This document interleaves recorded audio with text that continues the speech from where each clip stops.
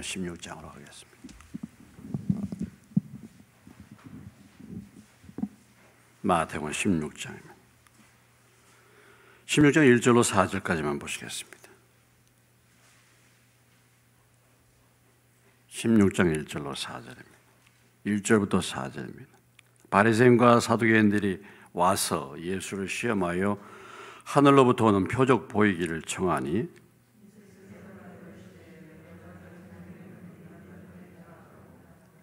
아침에 하늘이 붓고 흐리면 오늘은 날이 굳겠다 하나니 너희가 날씨는 분별할 줄 알면서 시대의 표적은 분별할 수 없느냐. 아까 온난 세대가 표적을 구하나 요나의 표적밖에는 보여줄 표적이 없느니라 하시고 그들을 떠나 가시니라. 아멘. 기도 잠깐 하겠습니다. 주여, 이 시간도 성령께서 우리의 마음을 열어주시고 귀를 열어주셔서 주의 음성을 듣고 또 고쳐야 될 것을 고치고 또 은혜를 받고 또 주님의 뜻이 무엇인지를 분별하여 믿음이 성장하는 저희가 되게 하옵소서. 예수님의 이름으로 기도합니다. 아멘. 자, 오늘 이제 16장 1절로 4절이니까 굉장히 빨리 끝날 것 같습니다. 예. 기대하시기 바랍니다. 16장 1절로 4절 제목은 표적을 구하는 신앙이죠. 근데 이 말씀이 이것과 비슷한 말씀이 이미 마태복음 12장에 나오고 있습니다. 우리는 한번 이 표적에 대한 말씀을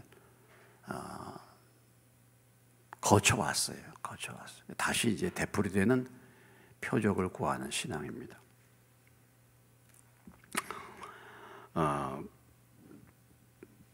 표적을 구하는 신앙, 어떻게 본다면 유대인의 입장에서 본다면은 그것이 당연하다고 볼 수 있겠지만은 그러나 사실은 믿음이 없는 거죠.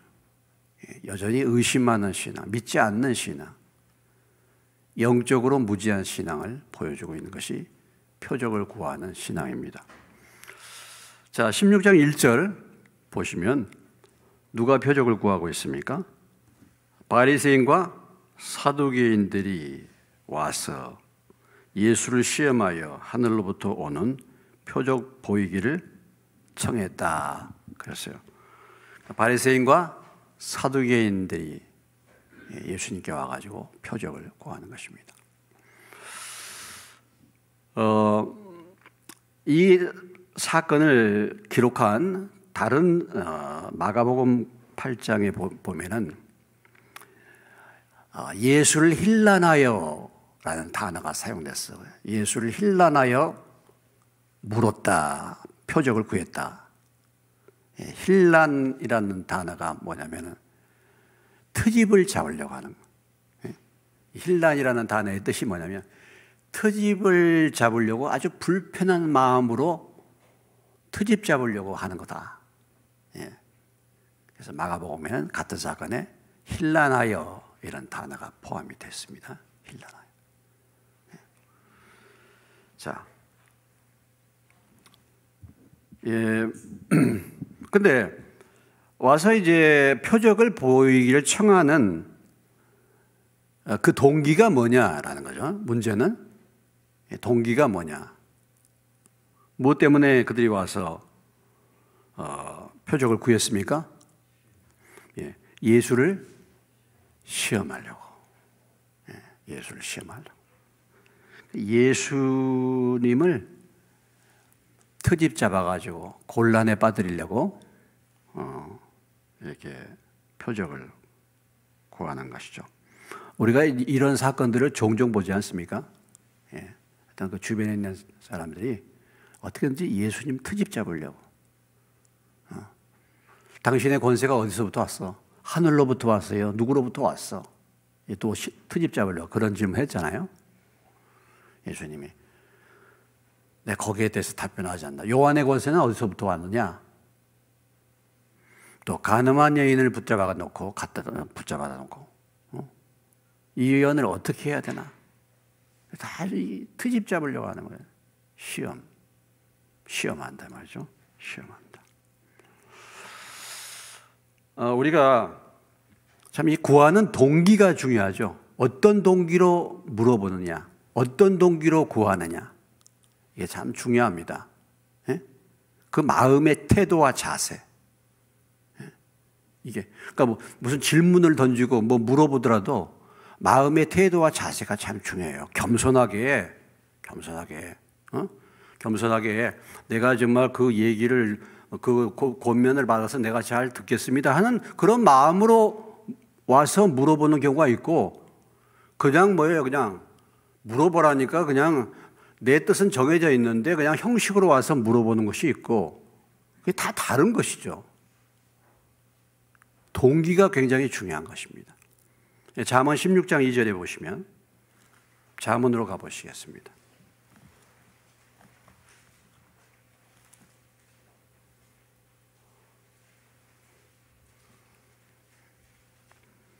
잠언 16장 2절입니다. 927페이지.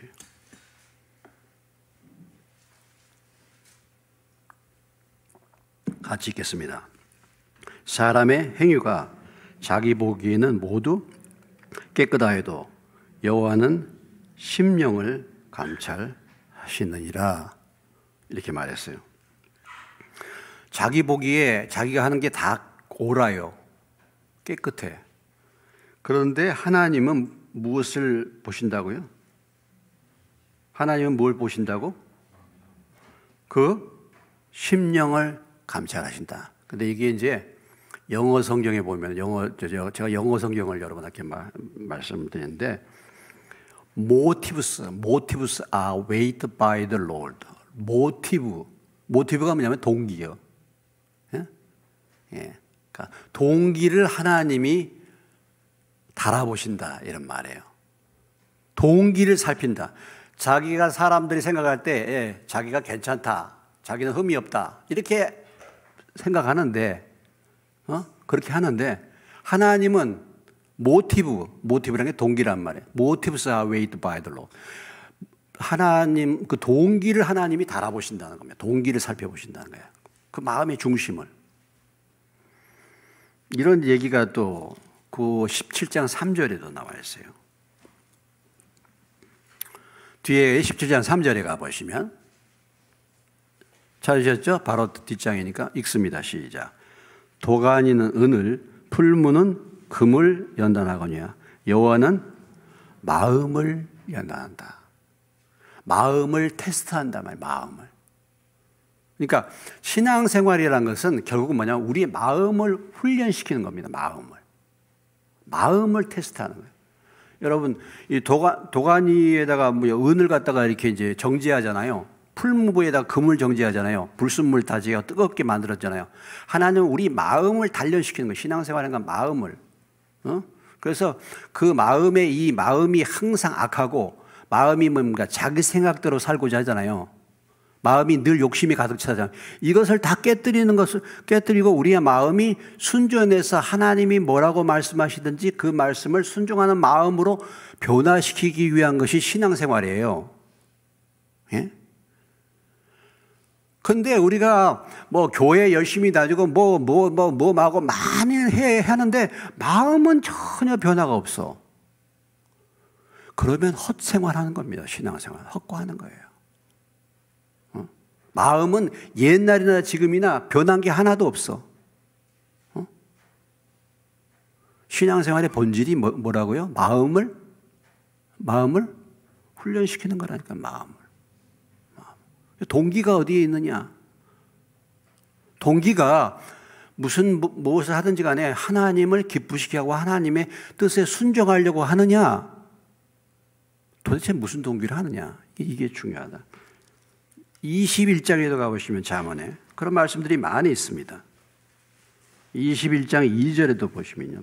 다 비슷한 말씀이죠. 21장 2절. 자, 읽겠습니다. 시작. 사람의 행위가 자기 보기에는 모두 정직하여도 여호와는 마음을 감찰한다. 왜 이런 말씀을 했을까요? 자기가 볼 때는 자기는 괜찮은데 그게 아니다 이거예요.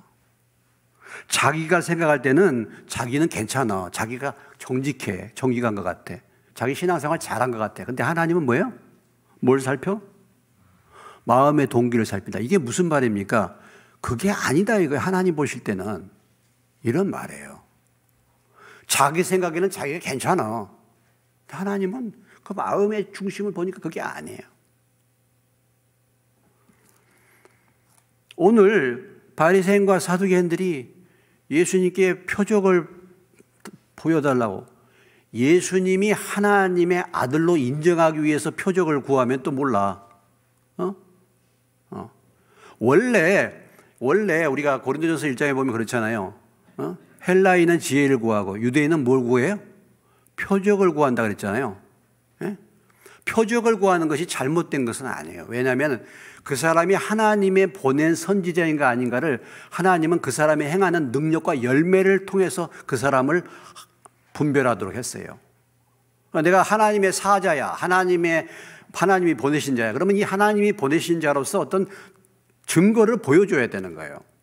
첫째, 그럼 엘리야 같은 경우는 막 하늘에서 불이 나서 불이 내려오잖아요. 그러니까 그런 표적을 왜 구하냐면 정말 하나님이 보낸 하나님의 선지자인가를 알기 위해서 유대인들은 표적을 구했다 이거죠. 근데 과연 이 서기관과 오늘 이 바리새인과 사두개인들이 그런 의미에서 하늘로부터 오는 표적을 구했나?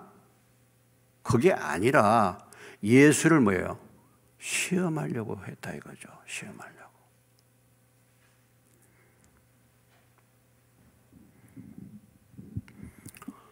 우리가 지금 예수님을 시험하기 위해서 이렇게 표적을 구하고 하는 것을 보면은 어떤 사건이 기억납니까? 마태복음 4장에 가보세요. 마태복음 4장에. 이 마귀가 예수님이 금식하실 때 나와서 마귀가 예수님을 시험하려고 하잖아요. 비슷한 사건이에요. 4장에 가보시면 앞에 찾으셨죠. 그때 예수께서 성령에 이끌려 마귀에게 시험받으러 광야로 가서 40일을 밤낮으로 금식한 후에 주신지라. 누가? 시험하는 자가 누굽니까? 마귀의 특징은 뭐 하는 거예요? 시험하는 거야, 이게. 이게 참소하는 거란 말이야. 참소, 시험하는 자야. 마귀의 전공이 시험하는 거야. 예수님을 테스트. 그래서 표적을 행하도록 하잖아요. 돌로 뭘 만들어 봐라고? 떡을 만들라고 하잖아요. 여기에 대해서 예수님이 뭐라고? 7절을 보세요. 7절을 보세요. 읽습니다. 예수께서 이르시되 또 기록되었을 때 주 너희 하나님을 시험하지 말라. 하나님을 시험하지 말라 그래요. 예? 그러니까 마귀가 예수님이 금식하며 광야에 계실 때 마귀가 시험하러 와서 했던 것도 똑같이 지금 누가 이런 일을 하고 있습니까? 바리새인과 사두개인들. 그러니까 바리새인과 사두개인들은 영적으로 보면 뭐예요, 얘네들이? 마귀가 역사하자 뒤에서. 그런 거잖아요. 똑같은 짓을 하잖아. 과연 예수님이 정말 하나님의 아들이신가? 예수님이 정말 하나님이 보내신 자인가를 인정하기 위해서 표적을 구하는 것이 아니라. 자, 그러면 예수님이 표적을 행한 것이 한두 번 행하셨습니까? 여러분 어떻습니까? 지금 예수님이 표적을 행한 것이 한두 번 행하셨어요? 지금 예수님이 어떤 기적과 어떤 표적을 행했는지 이미 소문이 다 났어요, 또. 오병이어의 기적, 칠병이어의 기적, 이런 기적들을 다 해가지고 다 소문이 다 났어요. 그런데 그것을 정말 그런 것을 인정하지 않는 거예요. 믿지를 않는 거예요. 그러고서 또 다른 표적을 구하는 거예요. 이게 왜 그러냐? 진리를 사모해서가 아니라 예수님을 어찌됐든 간에 시험해가지고 공공에 빠뜨리려고 하는 거란 말이죠.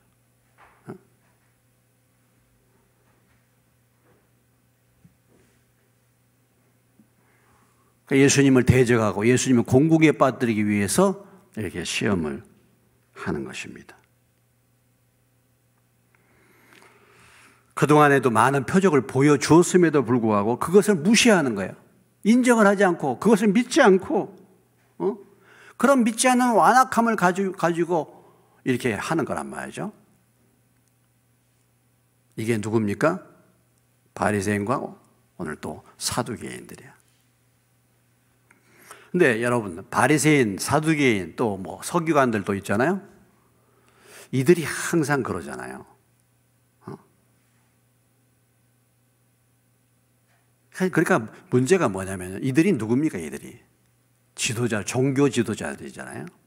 예? 이들은 믿음이 좋은 사람들이야. 바리새인들, 믿음 좋은 사람들. 내가 바리새인이다 인정받은 사람들입니다. 서기관들, 사두개인들, 제사장 그룹입니다. 그러니까 그들의 위치가 예수님을 믿지 않게 만드는 거예요. 교만하게 만드는 거예요. 하나님이 행하신 것을 인정을 하지 않는 거예요. 인정을 해도 믿지 않는 거예요. 참 우리가 계속해서 이런 것을 보면서 오늘 우리가 이런 일들을 통해서 교훈을 받아야 될 게 뭐냐면 내가 교회의 누구다라는 것, 이거.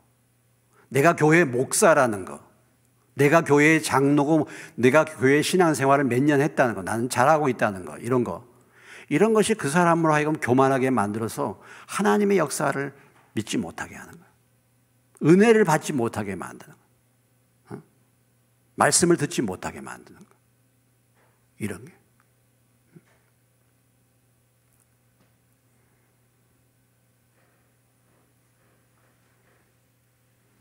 그래서 우리가 특별히 여기서 다시 한번 오늘 이 말씀을 통해서 보여주고 있는 동기가 뭐냐? 동기가.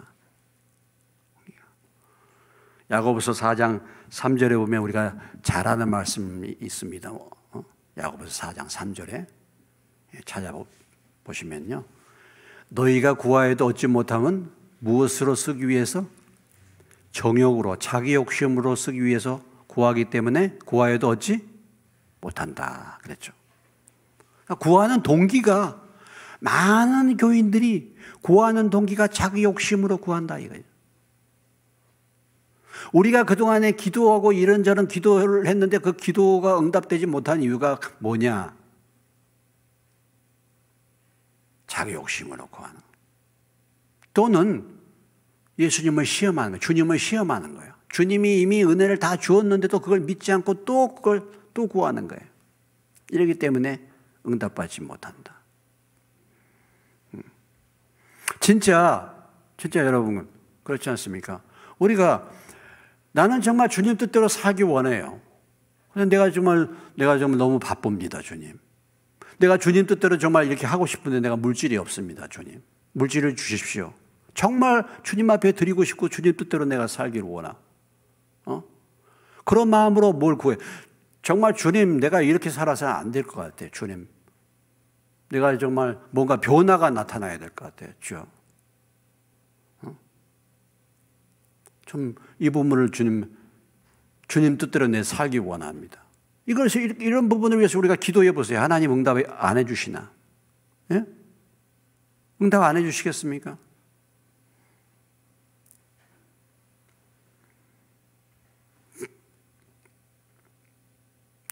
내가 교회에 이런 직분자인데 이 직분자의 직분을 잘 감당할 수 있도록 주님.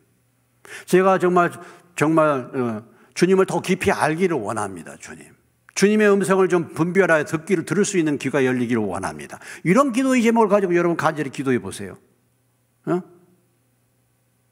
그런 기도 응답 안 해주시겠습니까?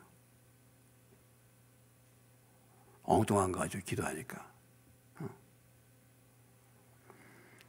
아마 그런 부분에 그런 기도의 제목을 가지고 우리가 기도했다고 하나님이 분명히 들어주시겠죠. 주님, 그렇죠. 우리가 정말 기도해야 될 제목들이 뭐겠습니까? 주님, 내 마음이 너무 분주하고 배불러 있어요. 내가 은혜를 못 받겠어. 내가 정말 마음이 느슨해서 주님, 내게 좀 가난한 심령을 주십시오. 내가 이렇게 살다가는 정말 내 심령이 배부를 것 같아가지고 정말 감각이 무뎌질 것 같아요. 주님, 가난한 심령을 주십시오. 이러면 응답 안 해주시겠습니까? 좀 애통하는 심, 아유, 정말 내가 정말. 이렇게 살면서도 말이죠. 전혀 감각이 없어. 우리의 자녀들이, 우리의 자녀들이, 우리의 부모들이 믿지 않는데, 우리 형제들이 믿지 않는데, 거기에 대해서 안타까움이 전혀 없어요. 주님, 내가 이렇게 해서 되겠습니까, 주님? 좀 안타까운 마음을 좀 주십시오. 저 같은 경우는 늘 기도하죠. 저 같은 경우도 제가 말씀을 전하는데 주님, 참 말씀에 참 너무 이게 짐스럽습니다. 주여, 어떻게 말씀을 제가 좀 잘 전할 수 있도록, 제가 주의 음성을 들어서 이 말씀을 잘 전달할 수 있는 능력을 달라고, 말씀을 연구하고, 말씀을 준행하고, 말씀을 잘 가르치게 해달라고, 이런 기도 늘 하지 않습니까? 잘 응답이 잘 안 됐어요. 주님, 제가 정말 말씀이 자꾸 길어지고 있는데 제발 좀 빨리 끝나게 해 주십시오. 이렇게 해도 잘 응답이 안 돼.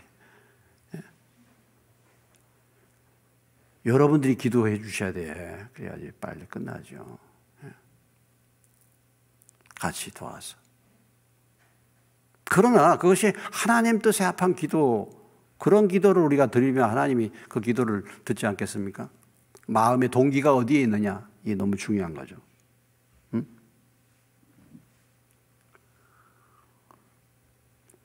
그런데 참 이상한 것은요, 오늘 누구와 와서 예수를 시험했습니까? 오늘 말씀 보면 바리새인과 사두개인들. 여러분, 바리새인과 사두개인들은 가까운 사람입니까? 서로 싫어하는 사람입니까? 바리새인과 사두개인들은요, 서로 아주 싫어하는 사이야. 엄청 싫어하는 사이예요. 왜 싫어해요, 여러분? 그들이 믿는 교리가 다르잖아. 사도행전 23장에 가보시면 바리새인과 서기관, 사두개인들의 차이가 뭔가 잘 나와 있죠. 사도행전 23장에 가보세요. 바울이 복음을 전하다가 모인 사람들이 바리새인과 사두개인인 것을 알고 이제 복음을 전하면서 그들 사이에서 이제 소동이 일어난 것이죠. 23장에 가보시면은 6절로부터 8절까지 228페이지. 6절로 8절 찾으셨죠? 같이 읽겠습니다. 바울이 그중 일부는 사두개인이요 다른 일부는 바리새인 줄을 알고 공회에서 외쳐 이르되 여러분 형제들아 나는 바리새인이요 또 바리새인의 아들이라 죽은 자의 소망 곧 부활로 말미암아 내가 신문을 받노라. 그 말을 한즉 바리새인과 사두개인 사이에 다툼이 생겨 무리가 나누어지니 이는 사두개인은 부활도 없고 천사도 없고 영도 없다 하고 바리새인은 다 있다 함이라. 그러니까 바리새인들은 뭘 믿어요 지금? 부활도 믿고 또 천사도 믿고 또 영도 믿어. 그러니까 지금 우리가 믿는 거죠. 근데 사두개인들은 뭐야?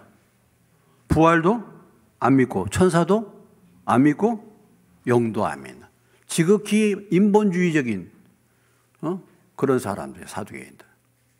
그러니까 둘 사이에 이게 만날 수가 없는 거예요. 둘 사이에 늘 다툼이 있는 거잖아. 이런 사이에요. 사두개인과 바리새인들이. 그런데 예수님을 공격하는 데는 뭐야? 어떻게 됐어 지금? 응? 예수님을 공격하는 데는 어떻게 했어? 짝짝 공격한 거잖아. 그러니까 진리를 대적하기 위해서는 마귀들이, 진리를 대기 위해서는 귀신들도 악한 영들끼리 짝짝꿍 한다는 거예요. 연합한다는 거예요. 연합한다는 거예요. 예수님을 대적하기 위해서 귀신들도 다 서로 협력한다니까. 이렇게.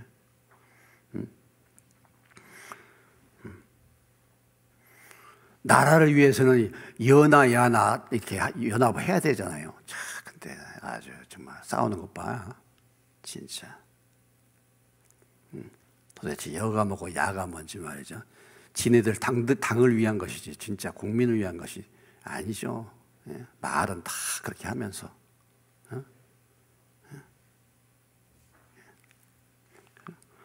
이렇게 진리를 대적하고 예수님을 대적하는데 서로 서로 원수됐던 자들이 손을 합치는 거야.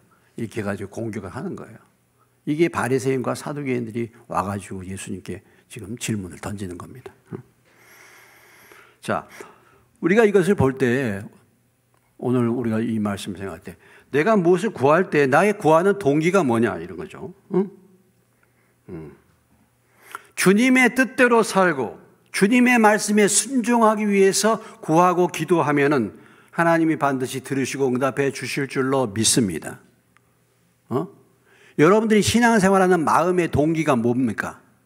지금까지 신앙생활 해오면서 여러분의 마음의 중심은 무엇을 위해서 신앙생활 해왔습니까?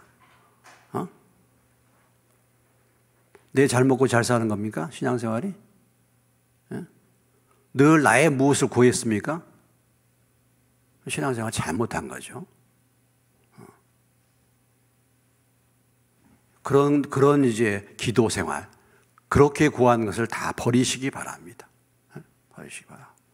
우리의 중심이 주님의 뜻을 위해서, 주님 뜻대로 순종할 수 있는 힘을 달라고, 주님의 뜻을 분별해서 따라가도록 하게 해달라는 기도. 이런 동기를, 바른 동기를 가지고 구해야 되죠. 바른 동기를 가지고.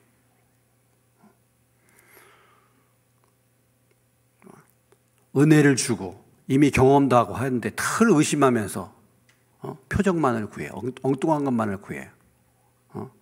주님이 정말 살아계시면 왜 이거 응답해 주시지 않느냐고 말이죠. 이렇게. 하나님이 지금까지 많은 역사를 행해 주시고 많은 기도로 응답해 주셨는데도 불구하고 여전히 돌아서면 그거 잊어버리고 또 다른 뭔가를, 또 다른 표적을 구하는 것처럼 신앙생활을 또 그렇게 할 수도 있어요. 바른 동기를 가지고 구하라. 근데 보면은 참 바른 동기로 구하지 않는 그런 일들이 많이 있죠. 자기들 뜻을 위해서 구하는 거죠. 그렇게 구하게 되면 어떻게 됩니까? 하나님이 말이죠. 하나님. 자, 이스라엘 백성들이 누구를 구했어요? 이스라엘 백성들이 사사만 있었습니다. 사사만. 그래서 다른 나라들은 다 뭐가 있었어요? 주변에? 왕이 있었어요. 그러니까 이스라엘 백성들이 뭘 구했어요? 왕을 구했어요. 누가 왕이신데? 하나님의 왕이신데 하나님은 안 보이시니까 우리도 이방인들처럼 우리에게도 왕을 달라고 자꾸 구하는 거예요. 하나님이 원했습니까? 기뻐하셨습니까? 하나님이 기뻐 안 하셨잖아요. 근데 막 왕을 달라니까 어떻게 했어, 하나님이?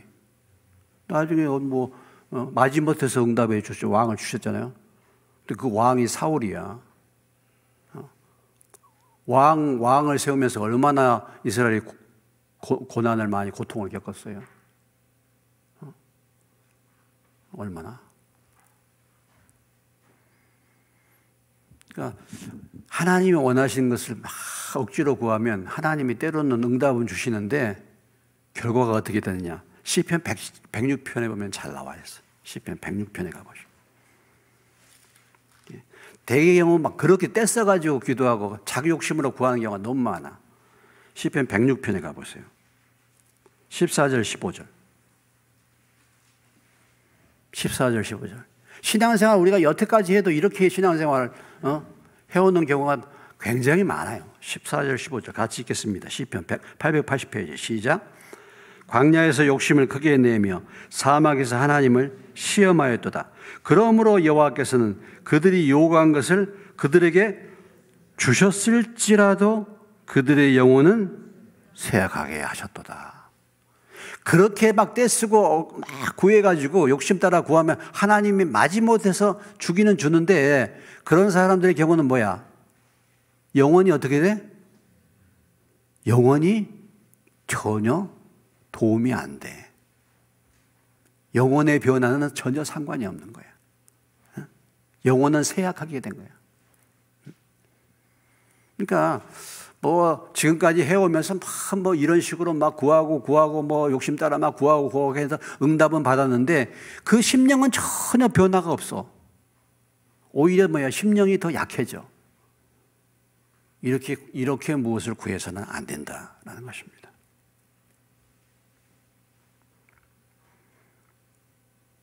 자, 이런 표적을 구하는 데 대해서 예수님이 이제 답변을 주시는 거죠. 2절로 4절까지 예수님의 답변입니다. 예수님의 답변이 무엇입니까? 2절, 3절 같이 읽겠습니다. 예수께서 대답하여 이르시되 너희가 저녁에 하늘이 붉으면 날이 좋겠다고 아침에 하늘이 붉고 흐리면 오늘은 날이 곧겠다 하나니 너희가 날씨는 분별할 줄 알면서 시대의 표적은 분별할 수 없느냐. 표적을 구하는 그들에게 예수님의 답변은 책망하는 거예요. 예? 책망하는 거예요. 잘못된 동기로 구하는 건 책망받아야 돼요, 사실은요. 책망받아요. 예. 책망이 무엇입니까? 저녁에 하늘이 붉으면 날이 좋겠다. 저도 이거 잘 몰랐는데 오늘 이렇게 말씀 보다가 이렇게, 저녁에 하늘이 붉으면 내일 날씨가 좋겠다. 이걸 아는 모양이에요. 어? 저녁에 노을이 싹 지면, 내일 날씨가 좋겠다. 오늘 배웠죠? 저는 그냥 우리가 저녁에 노을이 지면, 노을 멋있다. 이렇게만 생각하지, 내일 날이 좋겠다. 이런 건 생각 안 했는데, 오늘 성경을 보니까 저녁에 하늘이 붉으면 내일 날이 좋아. 근데 그렇지 않고 아침에 하늘이 붉고 흐리면은 오늘은 날이 안 좋다는 거예요. 근데 사람들이 이 기상, 날씨는 잘 분별한다 이거예요. 날씨는 잘. 그런데 무엇을 분별 못해? 시대의 표적은 분별을 못하는 거야. 하늘의 표적을 구했잖아요. 하늘로부터 오는 표적. 그러니까 지금 예수님이 이들을 말할 때 너네들이 하늘의 일이라고 하는 것이 기껏해야 뭐냐면 날씨를 잘 분간하는 거야. 날씨는 잘 분간을 해. 날씨는. 그런데 시대의 표적은 분별을 못하는 거야. 그러니까 눈에 보이는 자연현상을 통해서 오는 이 천기의 기상, 천기, 그러니까 이 날씨는 잘 그들이 분별한단 말이죠. 그런데 시대의 표적은 분별을 못하는 거예요. 이 말의 의미가 뭡니까? 눈에 보이는 이 날씨는 그들이 잘 분별하는데 영적인 일은 분별을 못하는 거예요. 영적인 일. 이걸 지금 예수님이 책망하시는 거예요. 한편으로는 이런 얘기입니다. 니네들이 하늘에서 오는 이 표적을 구했는데 니네들이 알고 있는 것은 고작 하늘로부터 온다는 이것은 이 하늘의 날씨 이거밖에 너는 모른다 이런 얘기입니다. 그거밖에 모른다 이거예요.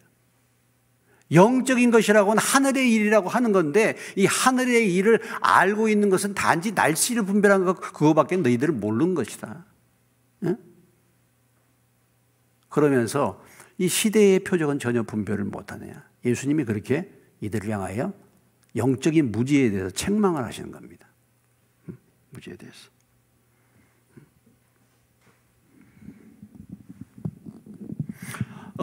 이 사건을 기록한 누가복음 12장에 가보시면 누가복음 12장에서는 이제 이런 표현을 해놨어요. 구름이 서쪽에서 일어나면 곧 소나기가 오고 남풍이 불면 심히 더울 것이다. 이렇게 이제 표시를 해놨어. 같은 비슷한 내용이지만 구름이 서쪽에서 뜨면은 소나기가 곧 와. 이런 거 잘 안단 말이죠. 또 남풍이 불면 곧 더워져. 그러니까 옛날부터 이렇게 보면 알잖아요. 또 우리 또 할머니들은 뭡니까? 할머니들은 무릎이 쑤시면 뭐가 와요? 비가 와요. 잘 알아. 무릎이 쑤시면. 우리나라 그전에 기상대가 하도 이렇게 날씨를 잘 못 맞춰가지고 그런 얘기 있죠. 슈퍼컴퓨터를 도구하는데 그게 얼마? 엄청나게 비싼데 차라리 그거 없애버리고 할머니들 다 불러 모아가지고 기상대원으로 만들어가지고, 허리가 쑤시고 무릎이 아픈지 그것만 조사해가지고 내일 날씨를 발표하는 게 차라리 낫지 않겠나. 근데 아무튼 사람들이 보면 알죠. 어느 정도. 알죠.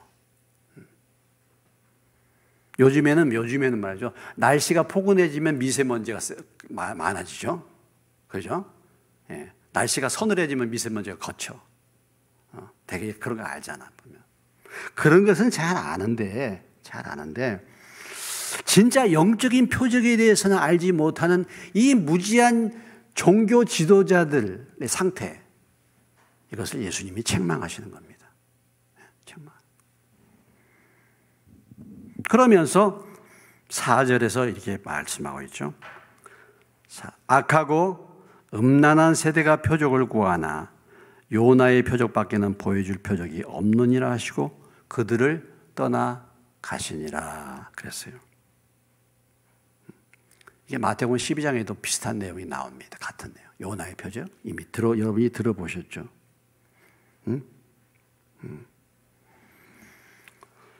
이 표적을 구하는 세대를 표현하기를 무슨 세대라고 말했냐면 악하고 음란한 세대다. 도덕적으로 영적으로 타락한 세대. 특히 음란한 세대라고 말할 때는 영적인 두 주인을 섬기는 상태, 음행과 음란, 이것은 영적인 혼미한 상태를 말하는 것이죠. 믿음이 없는 세대, 두 주인을 섬기는 세대, 하나님도 섬기고 세상도 섬겨서 영적으로 무분별한 세대, 혼미한 세대, 타락한 세대, 그런 세대가 표적을 구한다 이거죠. 왜냐하면 믿음이 없어요. 혼미하기 때문에 표적을 구하는 거예요. 표적을 구한다는 것은 무엇을 말합니까? 믿어지지 않기 때문에 표적을 구하는 거잖아요. 안 믿어지기 때문에. 의심하기 때문에 표적을 구하는 거 아니겠어요? 그래서 이 세대를 그렇게 말하고 있습니다. 실제적으로 바리새인과 사두개인들은 참 이스라엘 백성들이 존경받는 사람들이에요. 믿음 좋은 사람들이야. 실제적으로 사람들에게서. 그런데 하나님이 보실 때는 그들의 영적인 상태는 정말 무지했다라는 거죠. 예, 무지했다. 오늘 교회의 지도자들, 당시에 이스라엘의 영적 지도자이던 바리새인들, 또 서기관들, 또 사두개인들, 또 제사장들, 이런 그룹들의 상태가 이런 상태이기 때문에 세상의 상태가 악하고 음란한 세상이 된 것. 이것을 보여주고 있는 거예요. 그러니까 영적 지도자의 상태, 교회의 상태가 이 세상의 상태, 이 세상의 상태를 보면은 교회의 상태를 알 수 있고 영적 지도자들의 상태를 알 수 있는 그런 걸 볼 수 있습니다.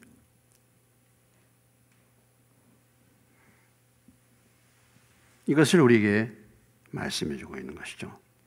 그래서 예수님이 말씀하신 것은 세상의 날씨는 잘 분별을 해.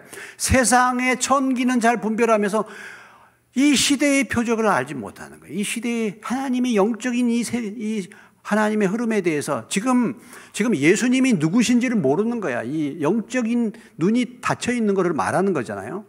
영적인 눈이 닫혀 있는 것을 말하는 것입니다. 돈 버는 일에는 눈이 밝아. 돈 버는 일에는 눈이 밝네. 그런데 영적인 것에는 눈이 어두워. 뭐가 뭔지를 모르는 거예요. 뭐가 뭔지를 모르는 거예요. 돈 버는 일에는 눈이 밝아. 세상으로 볼 때는 굉장히 세상 일에는 똑똑한 것 같고 약삭 빨라. 그런데 영적으로는 무지야. 하나님에는 무지야. 빛이 비추면 어둠이 뭐예요? 빛이 비췄는데 어둠이 어떻게 된다고 그랬어요? 깨닫지 못했다. 빛이 왔을 때 눈이 어두워서 눈은 눈은 있는데 깨닫지 못하는 상태. 이런 상태란 말이죠. 회의법이나 회의할 때는 회의 조항이나 회의법에는 기가 막히게 밝아요. 그런데 뭐가 뭔지를 몰라. 우리 지방의회가 그런다. 우리 지방의 어느 목회자가 그런다니까요. 아주 회의를 진행하면요, 회의법에 그렇게 밝아. 어떻게 그렇게 조항을 잘 알고 있는지. 우리 교회도 지금 내규가 있잖아요. 우리 교회도 규약이 있지 않습니까? 우리 교회 규약 여러분 읽어보셨습니까? 압니까? 저도 잘 몰라요. 잘 모르는 게 많이 있어요. 근데 거의 이 지방의 내규를 다 깨고 있어. 그래서 뭐 하면은 금방 해가지고 그거 아니라고 이렇게 해. 그런데 그 양반이 성성교회를 갖다가 자기가 그냥 가져가려고 한다니까. 주둔는 목사님 돌아가시고 난 다음에 거기 자녀들 와가지고 장례에 참석했는데 그걸 갖다가 다 사무처리에 그 사람한테 교인이 없으니까 자녀들한테 도장 받아가지고 자기가 담임 목사로 했다니까. 그 말이 되는 거예요. 그렇게 회의법이 밝아. 이거 말이 안 돼요. 제가 만나가지고 2시간 동안이나 얘기해 줬는데요. 몰라. 내가 볼 때는 목사님이 가장 이 부분 문제에 대해서 문제를 제기하실, 그렇게 했다면 문제를 제기하실 분이 목사님이신데, 회의는 그렇게 회의법이 밝은데, 그게 말이 안 되는 건데, 근데 본인은요, 그렇게 한다니까. 야, 이거 참. 그러니까, 법에는 기가 막히게 밝은데, 영적인 부분에는 무지한 거예요. 하나님의 뜻이 뭔지를 모르는 거예요. 제가 만나가지고 2시간을 얘기했는데요. 무슨 소리인지를 몰라. 야, 그 정도가 되나.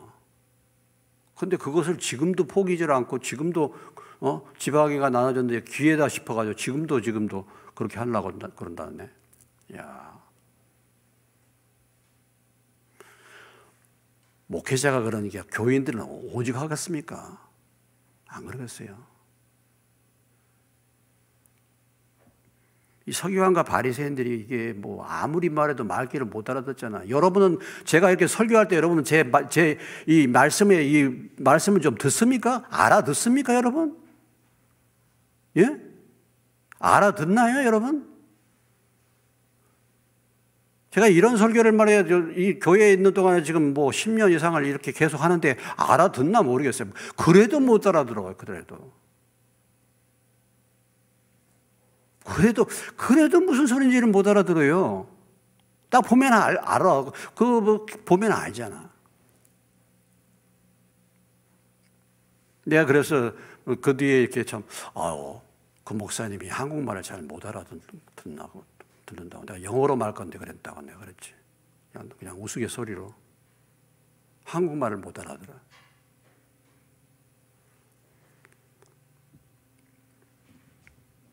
오늘 이 바리새인과 사두개인들이 뭐 그렇게 표적을 보여주고 예수님이 누구신가를 이렇게 얘기해줘도 그러잖아요. 그걸 보면 믿지를 않는 거야. 믿지를 않으면서 그렇게 말씀을 던져줘도 무슨 말인지를 몰라들어. 그래서 오늘 예수님이 뭐라고 말씀하셨습니까? 보여줄 표적이 뭐밖에 없다고요?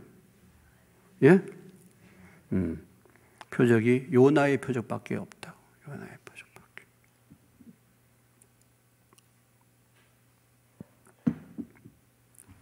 우리가 영적으로 어두워지면은 마음에 여러분 평안이 있습니까? 영적으로 어두우면 평안이 없어요. 걱정, 근심, 불안이 와. 내가 왜 늘 걱정, 근심, 불안에 사로잡힌가? 내가 영적으로 어둡기 때문에 그렇습니다. 그 영적으로 어둡다는 것은 무엇을 말하냐? 이게 우리가 어떤 증상이 오는데 이 증상을 갖다가 알아채지를 못해. 무감각한 거야. 이게 영적으로 어두워진 걸 말하는 것이거든요.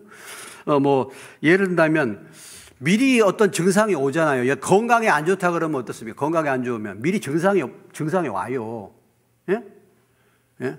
코로나가 왔다 그러면 뭐 증상이 오잖아요. 막 목이 막 갈라지고 뭐 어떻게 되고 막 열이 오르고 막 이렇게, 하잖아요. 증상이. 미리 이제 그런 게 오잖아. 감기가 온다든지 이런 증상이 와. 근데 이 증상을 전혀 모르는 거예요, 이걸. 이게 어두운 거야, 이게 진짜. 근데 뭐, 감기라든지 그런 것은 뭐 그냥 넘어가서 그래도 그건 저기는 아닌데, 지금 암 중에서 제일 치명적인 암이 무슨 암입니까? 예? 암 중에 제일 치명적인 암이 뭐예요? 췌장암이잖아요. 췌장암이 왜 치명적입니까? 그것은 증상이 없다는 거예요. 증상을 모른다는 겁니다. 그러니까 그걸 발견하고 나면은 어떻게 손쓸, 방법이 별로 없다. 대개 발견하고 나면 6개월이다. 이렇게 하잖아요. 왜 췌장암이 그렇게 무서운 암인가, 제일 사망률이 높은가? 그것은 증상을 느끼지 못하기 때문에 그렇다는 거죠. 영적인 상태도 마찬가지로 영적인 것도 하나님이 우리에게 다 사인을 주시잖아요. 사인을 주셔. 어떤 사인들이 있겠습니까? 어떤 사인들이. 말씀과 기도하는 것이 없어. 그게 말씀과 기도 별로 그냥 그러고 싶지 않고, 예배드리는 것이 번패스러워. 예배드리는 거 귀찮아 자꾸. 말씀 듣는 것도 뭐 별로 기뻐하지도 않고, 뭐 그런 것이고, 이상하게 바쁘고 분주해. 세상 것이 좋아. 세상 것들이. 요즘에 보면 그렇죠. 세상에 있는 것들이 더 재밌어요. 보면은, 세상의 취미, 세상의 뭐 즐거워, 세상의 스포츠, 드라마, 영화 이런 것이, 그거 뭐 그런 취미를 갖지 말아라는 게 아니고, 그것이 너무 좋아. 그래서 그것이 더 좋아. 그래서 그것이 조절이 안 되는 거예요. 조절이 안 되는 거예요. 그게.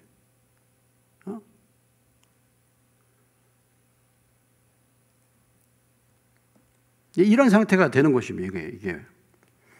그게 이제 문제가 되는 거죠. 또 믿는 성도들과의 교제보다도 세상 사람들 만남이 더 많아져. 자꾸. 이 바쁘고 분주해가지고 세상 사람들 만나는 게 더 많아져. 여러분, 이 접촉이란 것이 말이죠. 그게 많아지면은 당연히 그렇게 빠질 수밖에 없습니다. 이런 사인들이 와요. 예배 드릴 때 늘 졸리기만 해. 예배 드리는데 말씀 듣는데 늘 졸아.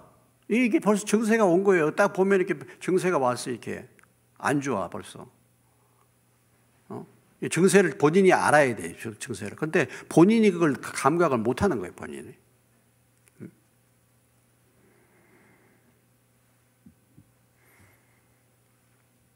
그런 증세가 오면은요.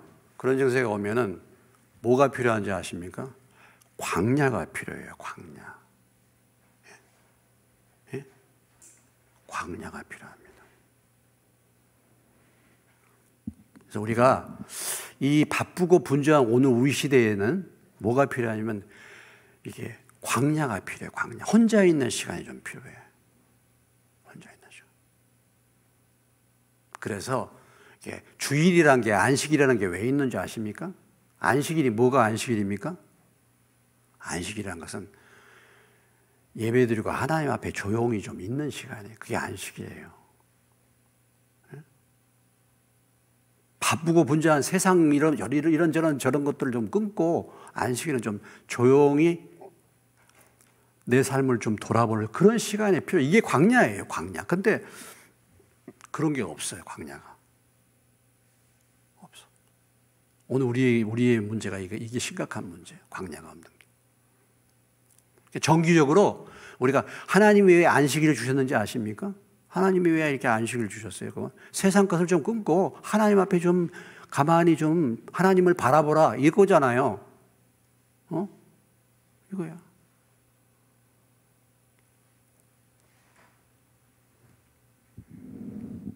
자, 보일 표적이 무엇밖에 없다고요? 요나의 표적. 뭐 앞에 마태복음 12장에도 나오는 말씀입니다. 요나의 표적. 그러면 여기서 예수님이 말하는 요나의 표적밖에 보일 표적이 없다라는 이 말씀의 의미가 무엇입니까? 요나의 표적은 무엇을 의미합니까? 예? 요나가 뭐예요? 고난을 당했죠?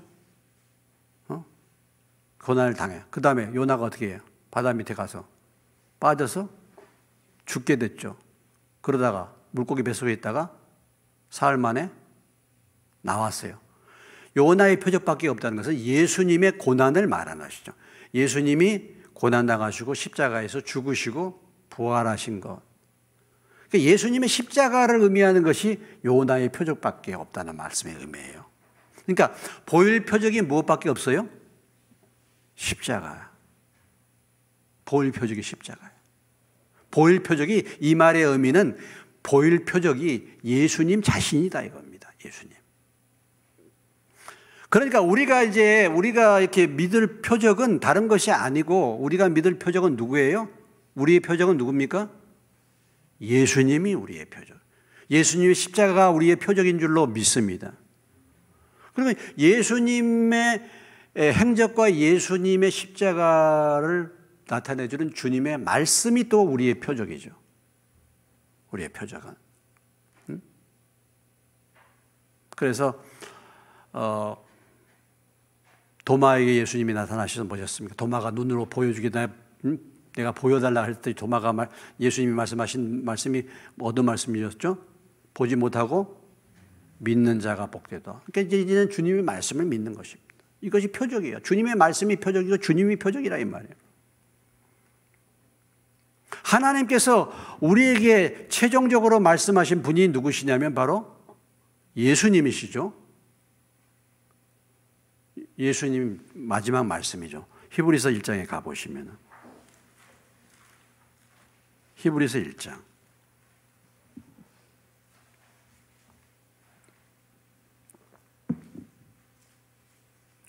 히브리서 1장 2절입니다.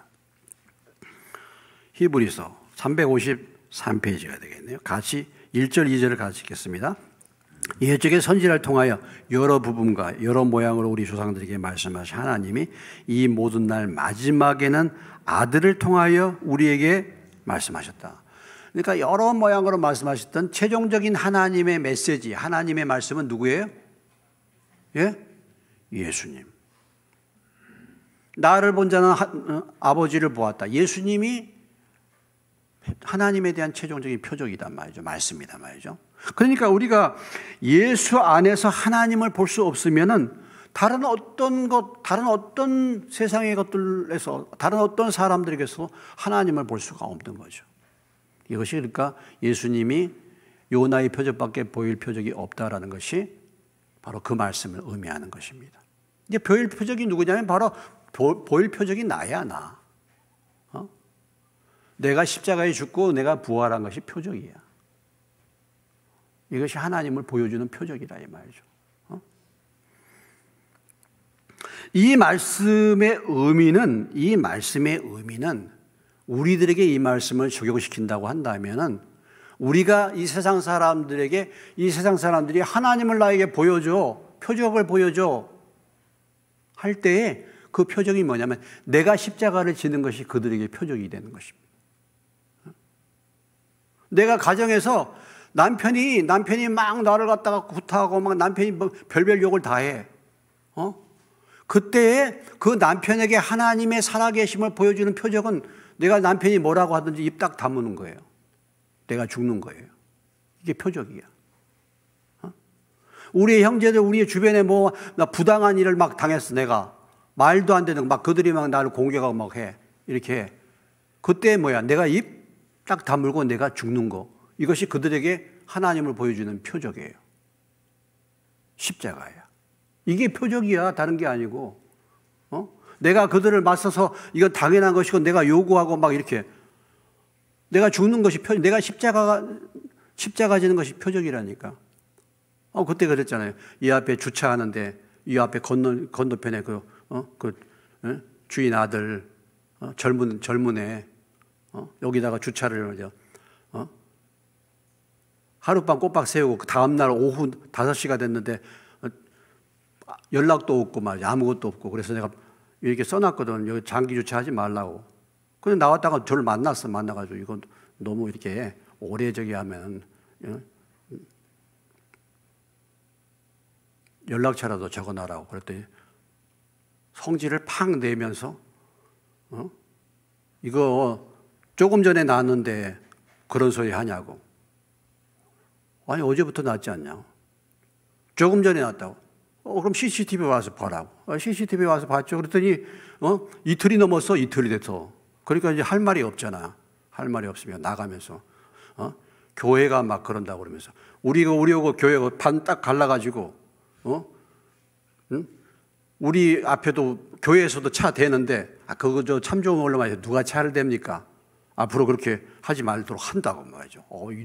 이따위 소리를 하는 거예요. 제가 지금까지 봐도 우리 교회 앞에 제일 많이 차를 댄 게 어디겠습니까? 대부분 우리 교회 앞에 차 대는 것은 다 여기 참 좋은 원룸에서 되는 거예요. 근데 선 딱 그어가지고 만약 교회 차가 그쪽으로 오면 고발한다 이거야. 이러는 거예요. 참 제가 얼마나 열을 받습니까? 그냥 뚜껑이 왔다 갔다 막 하는데 야 이거 어떻게 근데 참 그 순간에 하나님이 딱 나에게 아유 이런 애들과 상대하지 말고 너 죽어라. 내가 막 그렇게 막 말이 막 아주 막 그렇게 나오는 거예요. 그래서 내가 딱 끊고 그냥 들어왔어요. 들어와가지고 그때 그냥 그걸로 끝냈어. 그러고서 그 뒤에 만났는데 저를 보고 인사하더라고. 저를 보고 목사님 인사하더라고. 그리고 그 뒤에 저를 보면 인사해요. 뭔가 좀 느꼈던 모양이죠. 내가 딱 죽었어. 제 동생하고 그랬잖아요. 제 동생은 제가 돌볼 때 결정적인 거 식당에서 말이죠. 밥 시켰다가 이가 안 좋다고 그래서 내가 이가 안 좋으니까 술 좀 그만 먹지. 팍 일어나면서 성질 팍 내면서 막 욕하면서 밥 안 먹어 그러고 갈 때 그때 뚜껑 올라올 때죠. 그때 진짜 정말 참 이걸 갖다가 정말 막 그 장반하는 거 차에다 실어놨는데 너는 내가 다시는 안 봐. 이제 앞으로는 다시는 내가 돌봐야 내가 다시는 들리지 않는다. 차 가지고 내가 가버릴까 이때 그때 뚜껑 열리려 할 때 죽는 거죠. 내가 찾아가 가지고 내가 미안하다. 내가 너 화나게 만들어서 내가 미안하다. 그러니까 나중에 교회에 나오잖아. 그래도 내가 죽었어. 하나님의 살아계심을 세상 사람들에게 어떻게 우리가 하나님의 살아계심을 보이냐? 내가 부당한 일을 당한 거 아니겠습니까? 부당한 일이지. 그 말도 안 되는 부당한 일을 당한 거잖아요. 한마디 해도 내가 말해도 전혀 틀릴 것이 없는 얘기잖아요. 내가 화를 낼 수도 있는 거 아니겠습니까? 근데 내가 죽었어. 그랬더니 뭔가 느낀 것이 있는 모양이죠.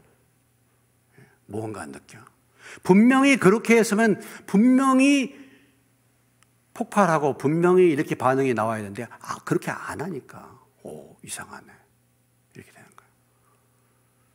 그래서 뭔가를 전해준 것입니다. 내가 십자가 질 때 뭔가가 전해지니까 그렇게 할 얘기가 아닌데 저를 보고 깍듯하게 목사님이라고 저래요.